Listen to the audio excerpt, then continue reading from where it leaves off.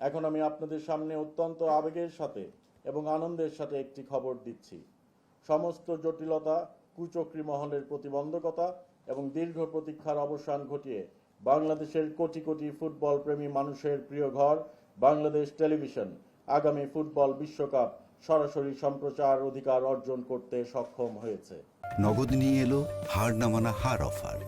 সর্বনিম্ন 10,000 টাকা রেমিটেন্স নগদে পাঠালে থাকছে স্বর্ণের হার জেতার সুযোগ।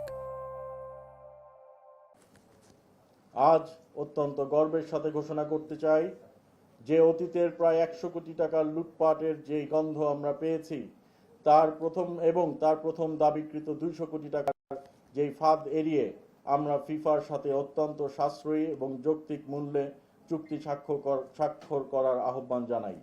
অত্যন্ত স্বচ্ছ প্রক্রিয়ায় এবং বাংলাদেশের নীতিমালার আলোকে এবারের ফুটবল বিশ্বকাপ সম্প্রচারের চূড়ান্ত চুক্তি মূল্য নির্ধারিত হয়েছে মাত্র $3.85 মিলিয়ন, যা বর্তমান বিনিময় হার অনুযায়ী বাংলাদেশের টাকায় প্রায় 47 কোটি টাকার মতো।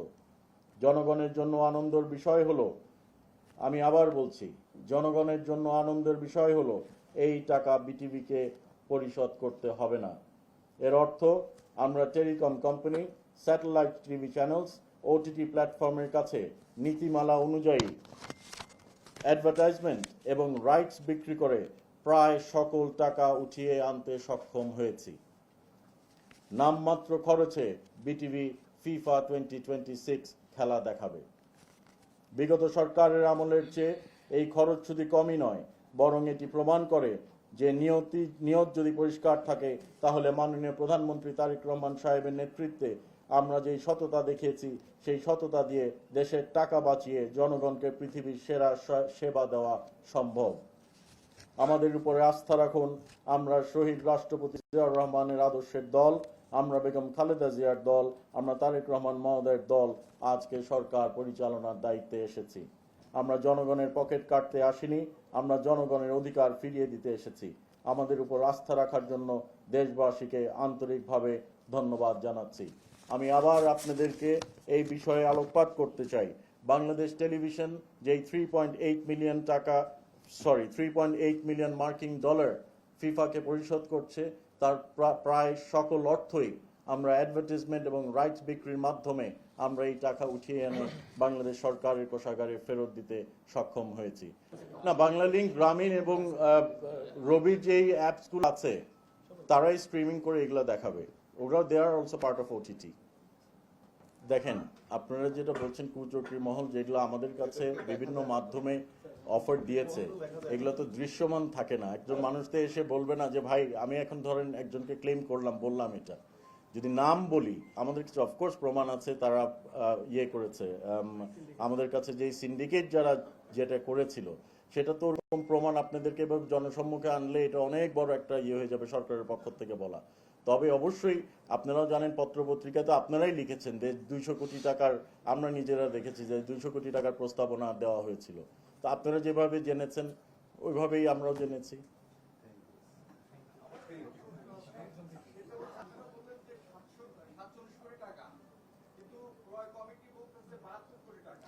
ভ্যাট ট্যাক্স আছে এবং আপনার 72 কোটিটা বলি, এটা আমাদের জন্য বরাদ্দ করা হয়েছে।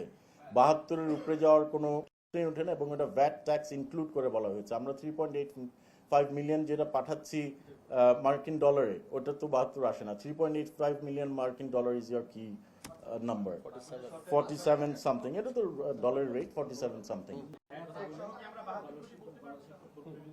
না, ভ্যাট সহ 63 কোটি 79 লক্ষ টাকা সামথিং।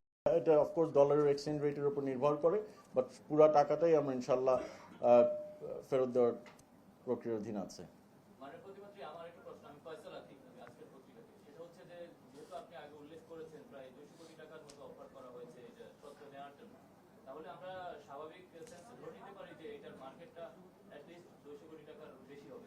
আমাদের পার্শ্ববর্তী একটি দেশে 30 মিলিয়ন দিয়ে বিক্রি হয়েছে এই গেম। আমরা 3.85 মিলিয়ন দিয়ে কিনেছি।